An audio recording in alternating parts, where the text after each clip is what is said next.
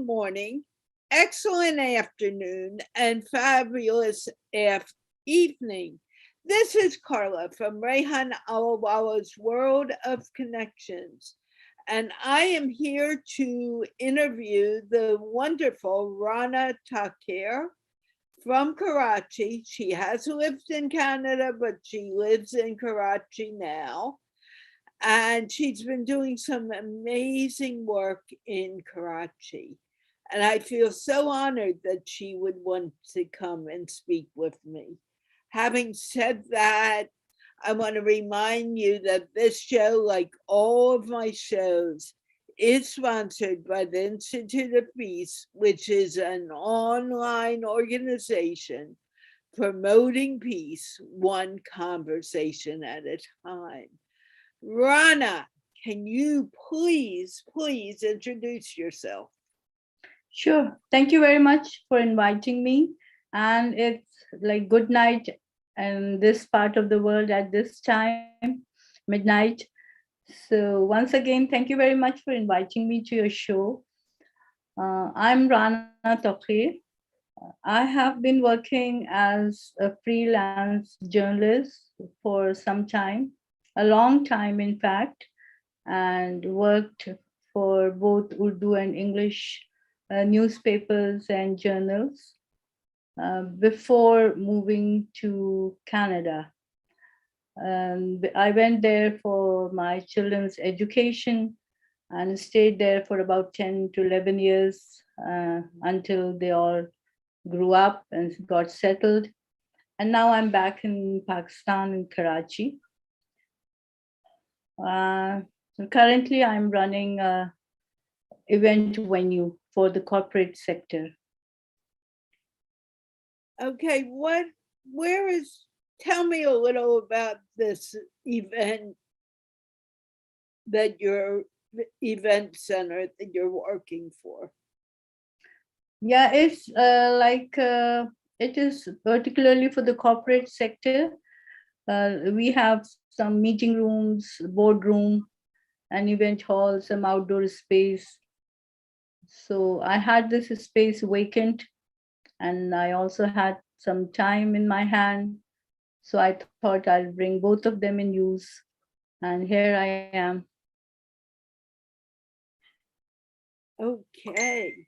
Now you said that you have been an interviewer, not only an interviewer, you've been working for Urdu and English papers. Yeah. Was that your training for the most part? Actually, when I started my career, I started as a freelancer. I wasn't trained as a journalist, but I liked writing. So I just appeared for the interview. There was a vacancy for a feature writer, appeared for the interview and out got selected. And that was the beginning of my career. I started writing features. That was an English magazine. Later, I joined some Urdu newspapers. And then I also published my own magazine for some time. But then I had to shut down because I was moving to Canada.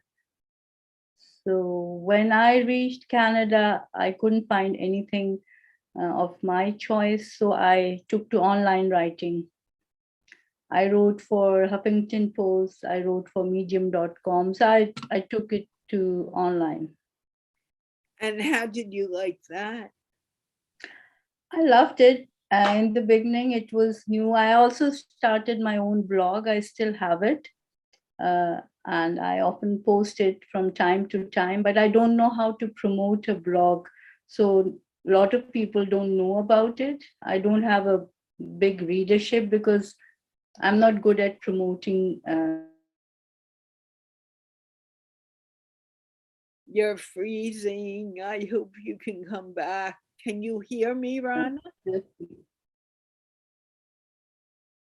Okay, let's talk about your blog. What did you blog about? I would say It's about life, few things, anything which inspires me, anything which attracts me, which I find it's nothing particular. It's mostly about my life experiences and very small experiences, nothing very serious. But few incidents when I meet someone nice, when I go through some interesting experience, I just pen it down. Well, can you tell me about one of your blog posts that you particularly love more than anything else? The first one I wrote was about I had returned to Pakistan and I was going through some markets and I saw some pottery, and I found that the pottery in Pakistan has really gone through a lot of changes and it has developed a lot, and that reminded me of my time. And I just wrote about how the pottery has taken its course in Pakistan. So it actually started with my own, like the courtyard in my home where we used to have a pot of water. And then I gradually moved on to describing the pottery industry in Pakistan. So people really liked it because it was kind of nostalgic. It reminded them of that old time. Before we had television in Pakistan, we did not have TV lounges. So we used to have open space, which we would use to sit and gossip and listen to radio. And that's where we always had a pot of water. And because it was in an earthen pot, it was always very cold and fresh to drink. So a lot of people found it very interesting. Now, when you were in Canada and you were writing, what are some of the topics that you wrote about? Mostly at that time, when I was there, I wrote about Canada, not really about Pakistan. I wrote about Canada. Wrote about the kind of life the immigrants were facing at that time, the issues the immigrants were facing. And I was like, when I went to Canada, immediately I really, really fell in love with Canada. I loved the place, I loved the people. So I thought the way people live in Canada, the way they interact with each other, they're happy in each other's lives. I just thought that's how the world should be when you are celebrating, each and everyone is celebrating each other's festivals and they're sharing their moments. So I was very impressed.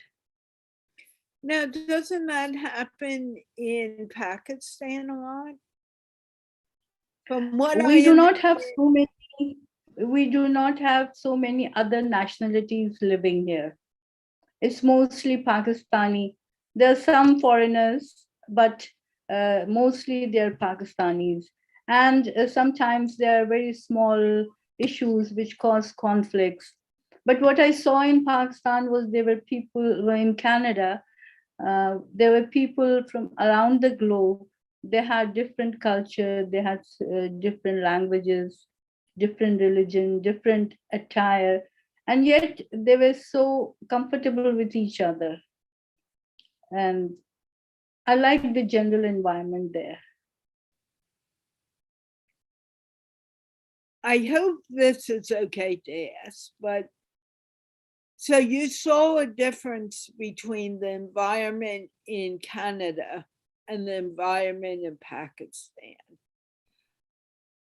I'm A curious. little bit, yes, but human beings are the same everywhere, and that doesn't mean that I have less love for my country. I really enjoy being here too. I'm the kind of person, um, I can be happy anywhere in the world. I just carry my own world, small world with me. So wherever I go, uh, I'm happy and I try to blend in. I try to learn from them.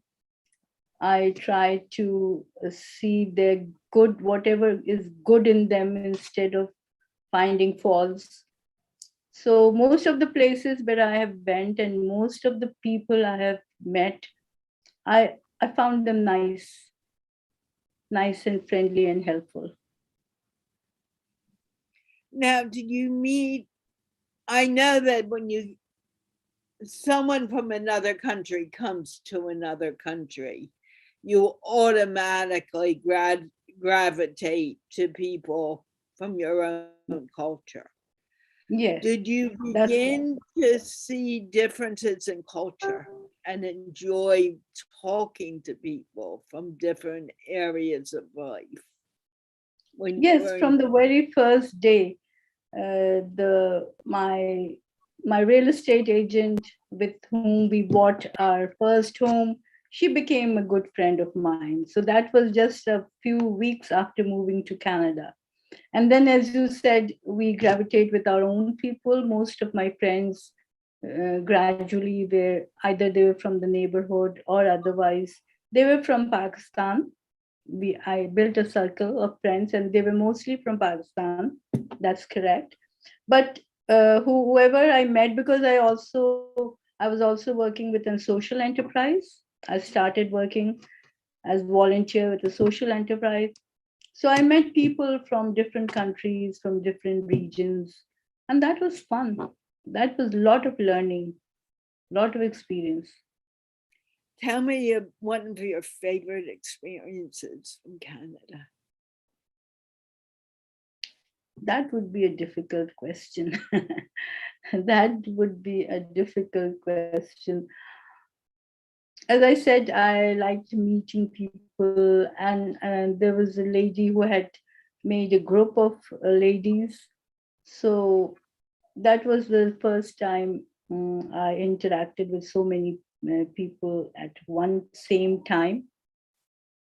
And also my experience with the social enterprise. And my first job, I took a job at an election office. Someone was contesting a election, and I joined them for a few months as a manager for the office. So once again, that was a place where there would be a lot of people dropping in from different places, different areas, different cultures. That was a good experience. Can you tell me more About my about that experience? What is something that you remember that really hit a home?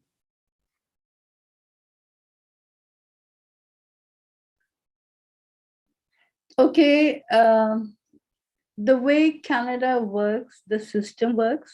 Uh, I have never experienced it in my country. Like uh, apart from people, the way system works when we were there for like 1 month or two. It's hardly been 1 or 2 months, and we did not have a driving license at that time. So we used to go to a shopping center on a public bus.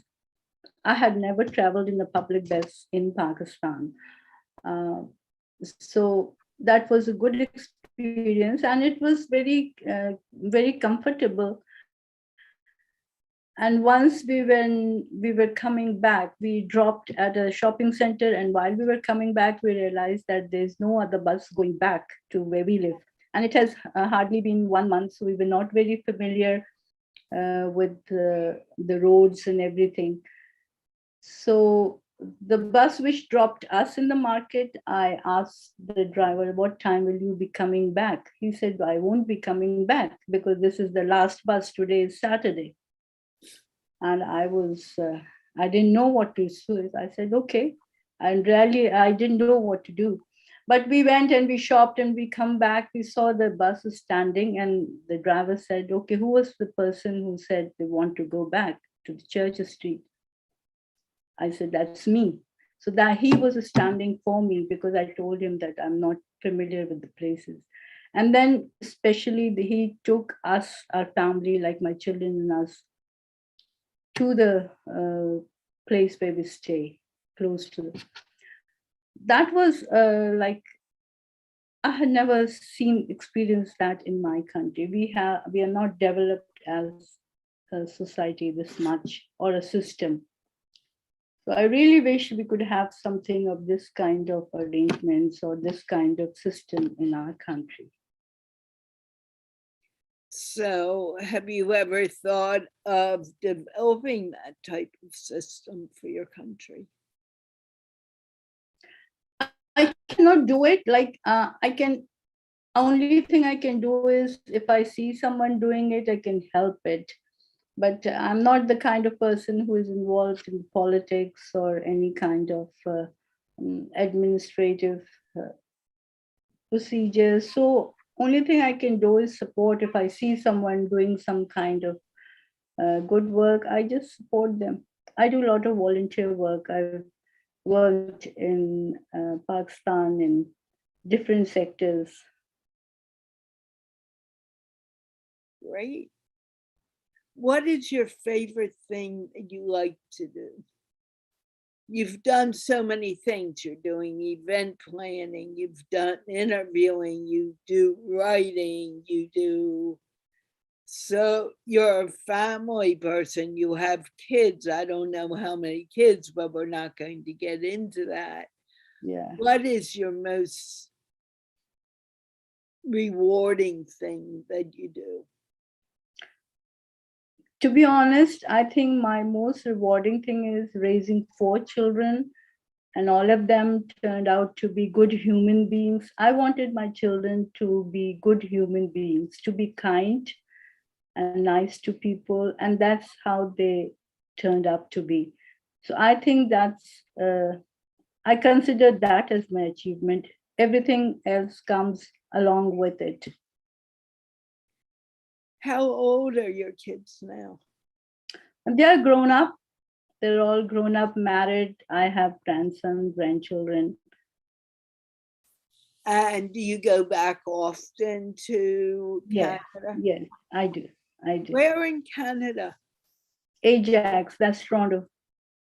I've never been in Toronto Okay. yet. I've driven through it, but I've spent most of Okay. my time in the mountains, the Laurentian Mountains, Mm-hmm. near Montreal. Right. So next time when you drive through and I'm there, you are most welcome to visit.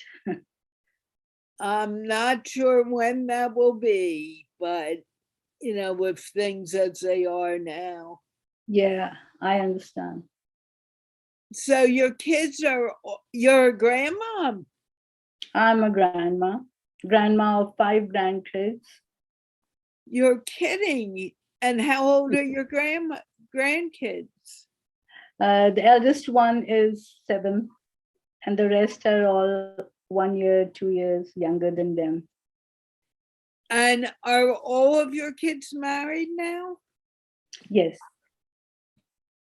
And with kids. Now, did you have boys or girls? I have 2 boys and 2 girls. Wow. That's a big load. Yeah. And what do they do, if you don't mind my asking? No, they're all qualified. They're lawyers. They're working as software engineers, and they're all qualified. And they're working on good positions, also doing their own work and running their families, raising their kids. Raising their kids is a important thing. When you called yourself a housewife, are you aware that a housewife is a very important job? I realized it, but at that time when I was raising my kids, it wasn't considered as important as it is considered to be now.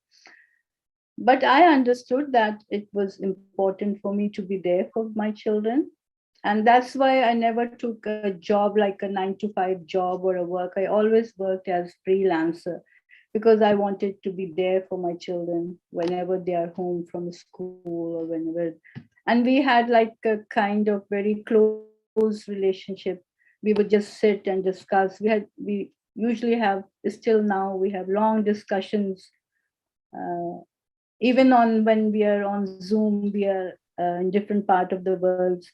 So we still have long discussions over Zoom, and it has like all kind of subjects, from movie to politics to religion to children to family values. It covers everything.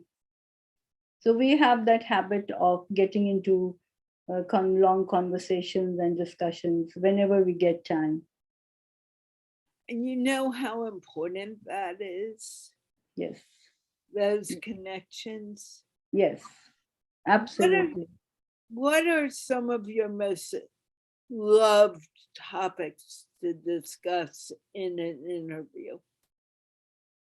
In this interview, This interview or any interview, what do you like to talk about the most? I would like to talk about my work. Like right now, I'm holding workshops for startups. And what I do is I hold one workshop every month, and I usually invite some community leader and all some other speaker along with me. And the purpose is to provide guidance to the young business owners. And that's one thing I'm doing, and that's one thing which I'm enjoying doing. And I have made, when after completing the workshop, we have a group. I keep on adding them.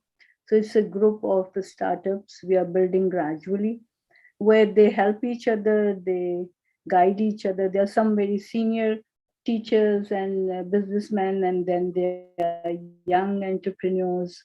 So it's a group where they are interacting with each other, helping each other, guiding each other.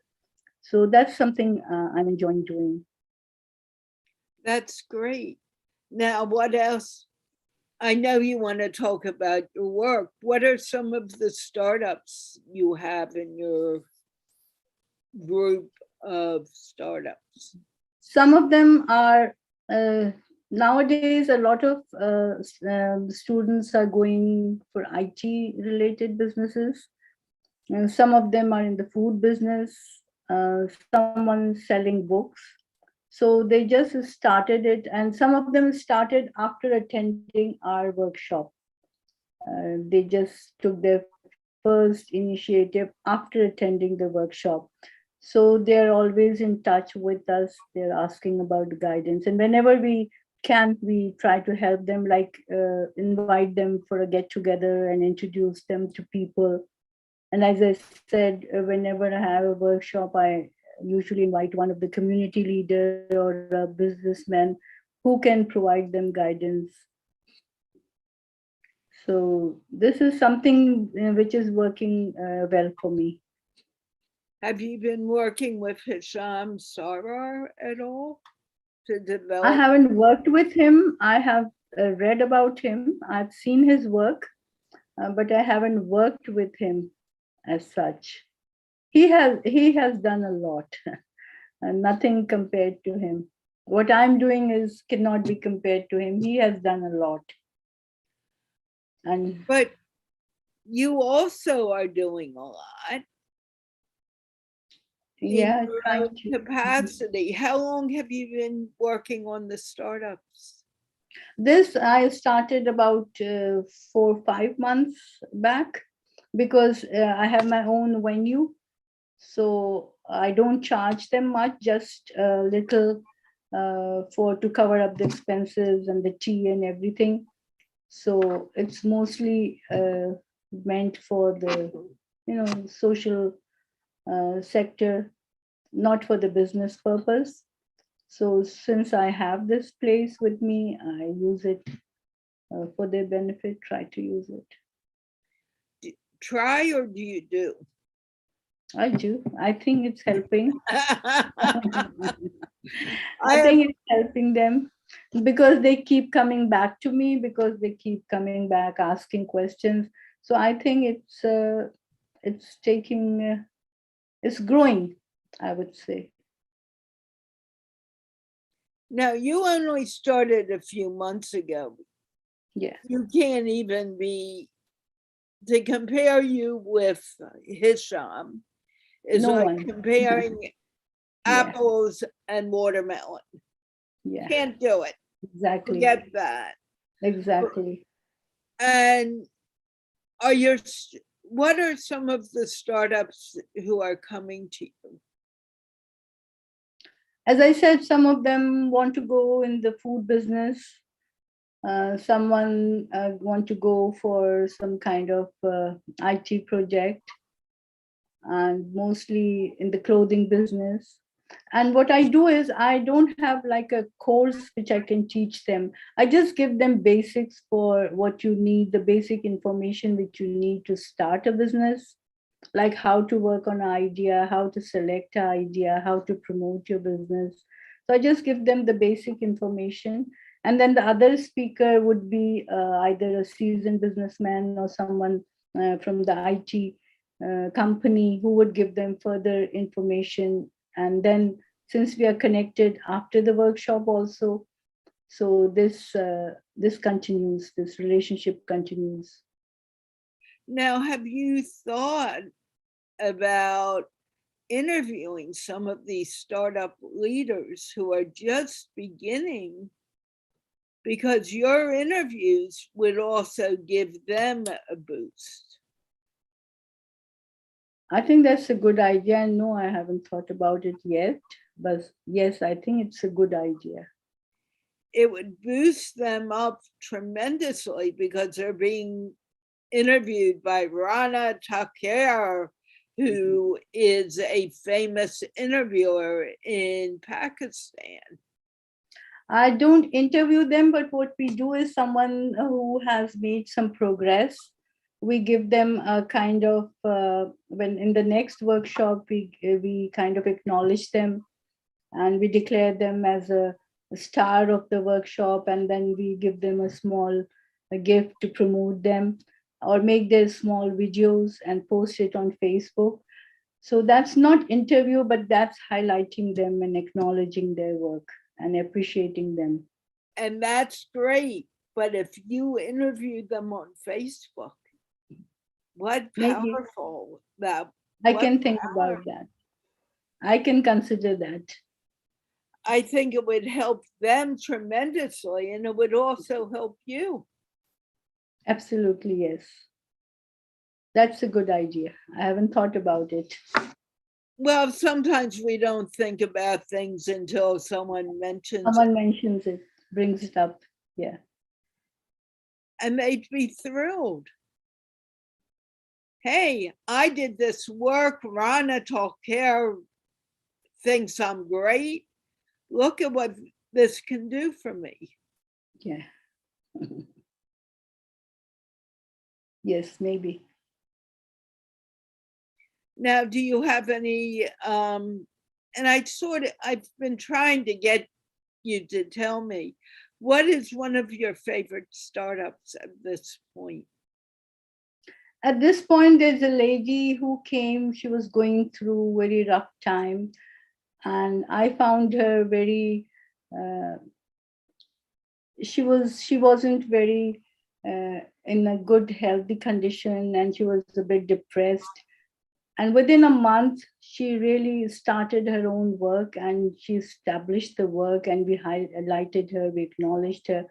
And now when I see her, she's a entirely different personality, because she has gained a lot of confidence, and she has gained a lot of networking, met people now. So these things are these kind of small success. It makes you feel very happy, and makes you feel gives you a sense of achievement that you have helped at least one life to make their own place in the world. Now, let me tell you something because I want you to think about it. You're saying your work is a small success. Mhm. It's bigger than a small success because you are empowering a woman. And even in my country, a woman doing like what I'm doing is called amazing because women don't do it. But Right. it's very important what you are doing because you are empowering a woman to go after what she wants to do. So, why do you call this a small success? Maybe because I want to do a lot more. I have like bigger ideas, bigger targets ahead. And I consider it's just the first step. I would like to do a lot more. Maybe that's one reason. Can I make a suggestion or a reminder? Sure, of course. When you're taking a journey, you start with one step, right? Right. And then you take another step and you take another step. Now, maybe you're thinking, oh, I'm in Canada and I want to go to California. And you're doing it by getting in a plane. Think driving.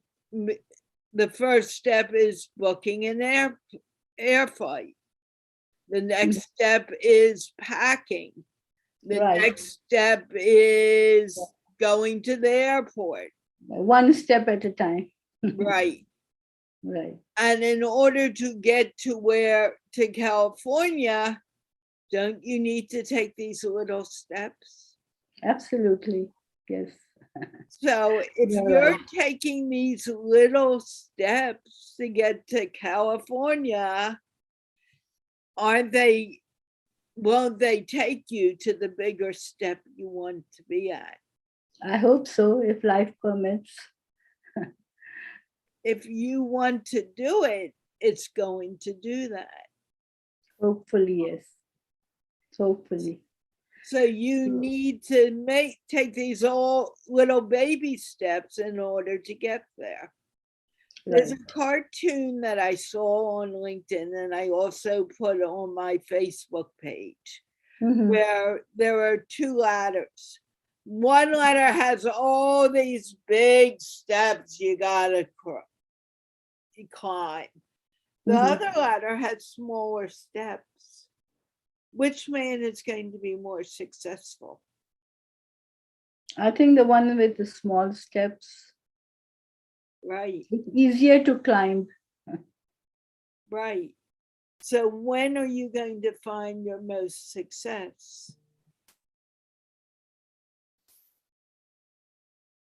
Not sure. As I said, it depends where life takes you. Right. But it means taking those little steps. Yes, absolutely. Yes. And meeting nice people like you, meeting wonderful people like you. That's the best part of my journey. I keep on meeting some very nice people.